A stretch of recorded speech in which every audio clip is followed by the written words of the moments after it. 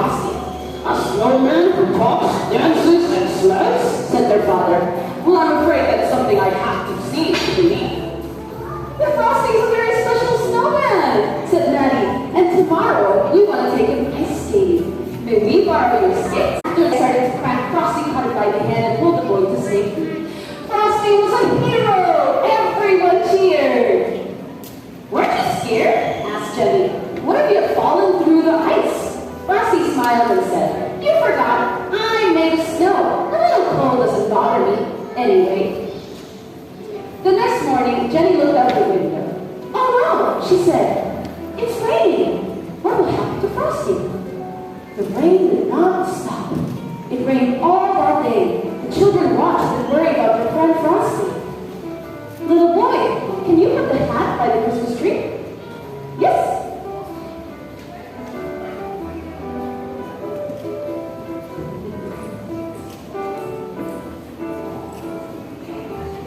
"Right there. Do you see the flower? The flower, see? By the tree.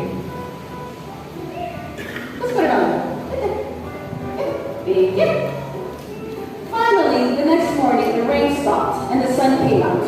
"Let's go to the park to see how Frosty is," said Maddie. When they got to the park, they looked all around. They did not see Frosty anywhere. Finally, Jenny called out, "Look over there! I see Frosty's hat by the tree!" "I see Frosty's hat by the tree, but there was only one little lump of snow next to the hat. Frosty was gone." They all stood looking at the hat and the little pile of snow. Mariana picked up the hat sadly. Then Jenny smiled. "Look," he said, "there, under Frosty's hat. He left a promise that he'll be back next year." And sure enough, let's show the audience. And sure enough, there it was. A little flower pushed up through the snow. It almost seemed to smile and say, "See you next year."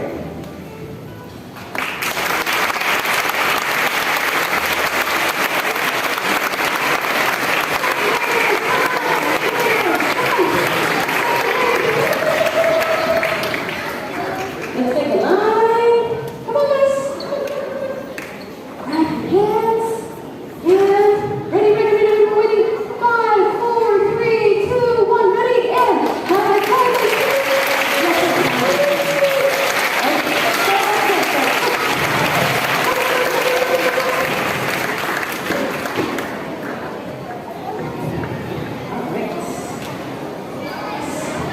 Now we're moving on to third grade and their rendition of the Nutcracker. Hey, Mel, if you could put the second track on, please. Go to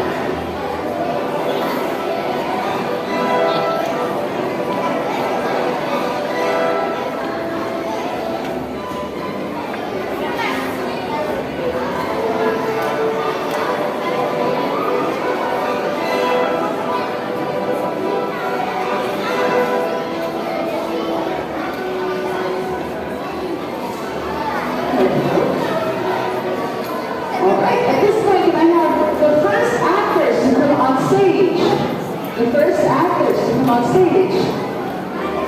Maurice Rosenmeyer's Children of the Penny.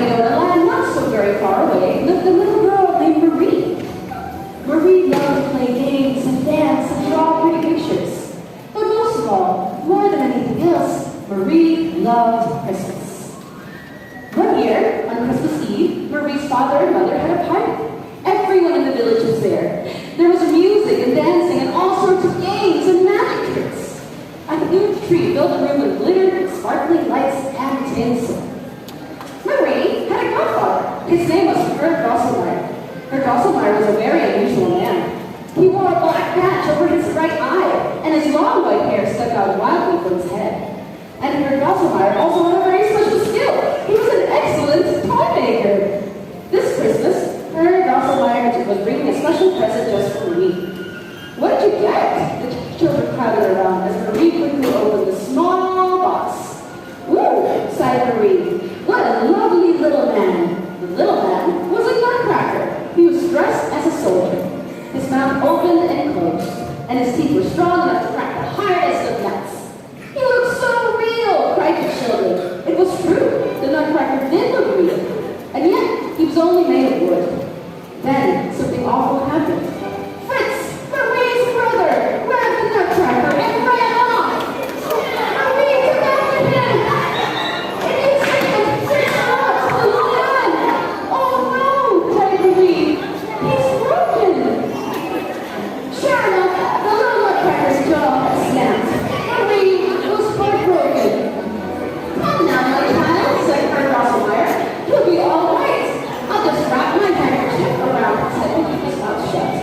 Don't worry, he'll be as good as new in the morning. With that, the old man scooped up a broken toy. He placed it in a tiny bed, just the right size for a nutcracker. Marie sniffled a little bit more, but she felt better. Somehow, she knew Herr Drosselmeyer was right. As the hour grew late, the guests said good night, and one by one, they left. Marie went upstairs to bed. So did her grandmother brother Fritz. The house became quiet and still. But Marie couldn't sleep. Silently, she tiptoed down the stairs to take another peek at her nutcracker. Marie began to feel a little bit uneasy. It was dark downstairs, and very quiet and still. The tree looked so big, and the place looked so real. Just then, bang! The clock struck midnight. Quickly, Marie turned around, and there, perched on the clock, was an owl. Woo! Woo! And somehow the owl looked very much like Herr Drosselmeyer. Marie didn't have much to wonder about this. All sorts of strange things were happening at once. The room grew larger, and the toys scattered about the tree began to move. The soldiers and the dolls and even the nutcracker were all coming to life. Marie could hardly believe her eyes, but that wasn't all. She heard strange squeaks and creaks and rustling noises. Suddenly, an army of giant gray mice appeared. Now Marie was really frightened. There was a giant mouse, much bigger than all the others. This was the Mouse King. The Mouse King challenged the Nutcracker, who came out valiantly to a duel. What a horrible sight! The Nutcracker fought as best as he could. But the ugly beast seemed to be everywhere at once. Finally, the Nutcracker fell to the ground, and the Mouse King was just about to pounce on him. Terrified, Marie threw her slipper at the Mouse King. He was furious, and now he came after Marie. The poor girl was so frightened she fainted. In that same instant, the Nutcracker bravely defeated the Mouse King with a sword. The battle was over.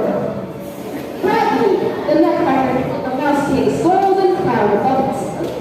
As he did this, the little old man changed into a handsome young prince. At once, everything else began to change too. The mice and the toys disappeared. Snow began to fall in great swirling gusts, and before she knew what was happening, Marie was sailing through space with the prince. This is how a part of the magic land ruled by the Sugar Plum Fairy, explained the prince. As he spoke, they came to a magnificent palace. It was made completely of spun sugar. Just then, the Sugar Plum Fairy appeared. She was delighted to see them. "Come inside," she said. After she had heard the story of their battle with the Mouse King, she said, "We shall celebrate your victory." Inside the palace, tables were filled with every kind of sweet. There were chocolates and nougats and bonbons of all sizes and flavors. And then, the Sugar Plum Fairy danced for them. Let's watch. What a lovely little dance. Marie and the prince joined in. They did a simple waltz. 1, 2, 3, 1, 2, 3, 1, 2, 3.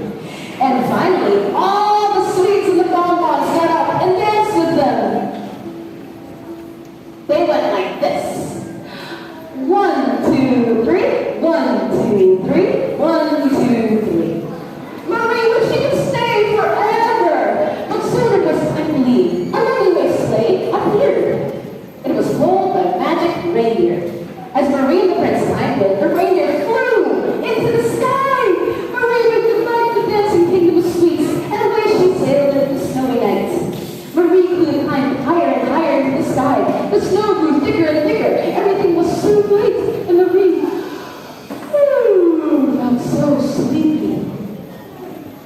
On Christmas morning, Marie awoke.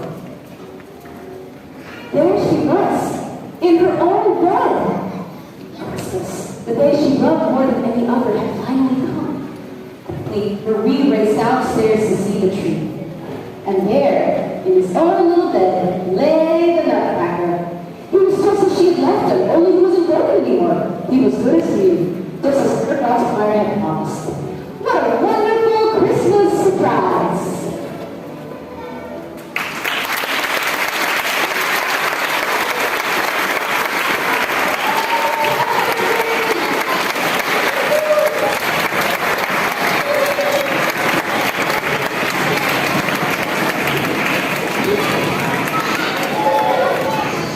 It's all from hands.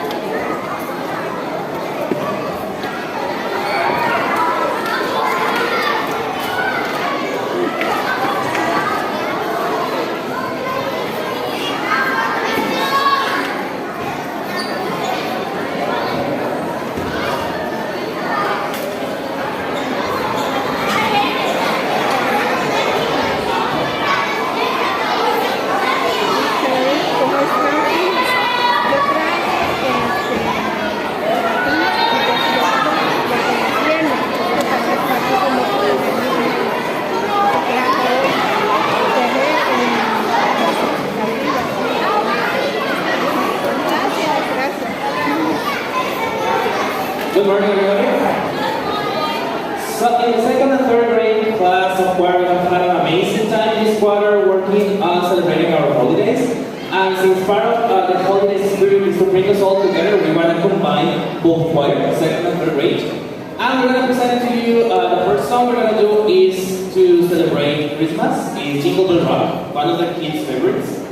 Then we want to celebrate Hanukkah with Cradle Cradle. And finally, one song that I enjoyed so much that is Rudolph the Red-Nosed Reindeer. What we have worked with these songs is different vocal techniques, there's a vocal help, and one of them that you're going to listen especially is Rudolph the Red-Nosed Reindeer, because we have worked in the head voice, this light and soft voice that is from the beginning of the song, and then we have this joyful chest voice, heavy voice, strong part in the second part of Rudolph the Red-Nosed Reindeer. So these three songs are to celebrate all together as the holidays. Enjoy it.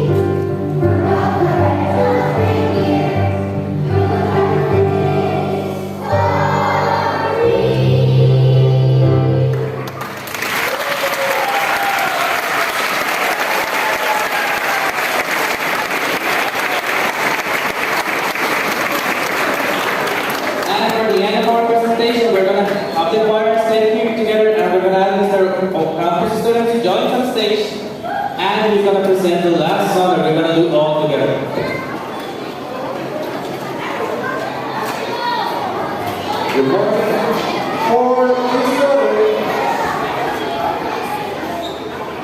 For this quarter, the second graders, we learned about the different instruments, the musical instruments, the characteristics of the sound, loudness, frequency. And they started building their own instruments.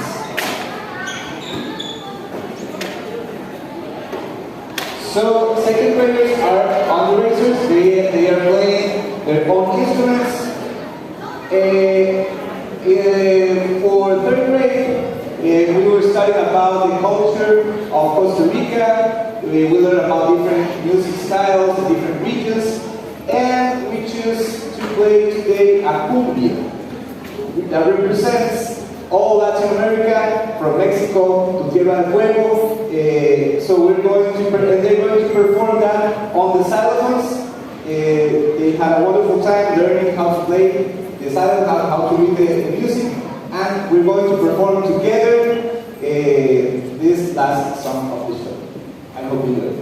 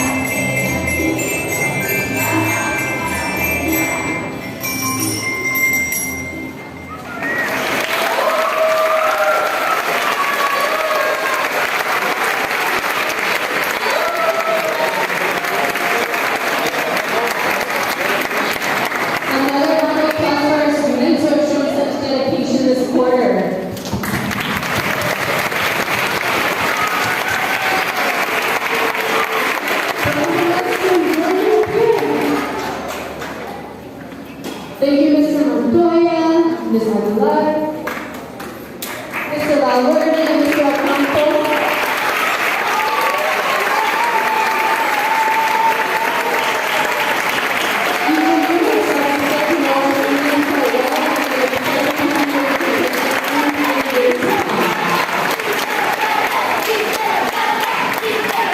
Thank you very much for joining me. Bring your children as they come off stage.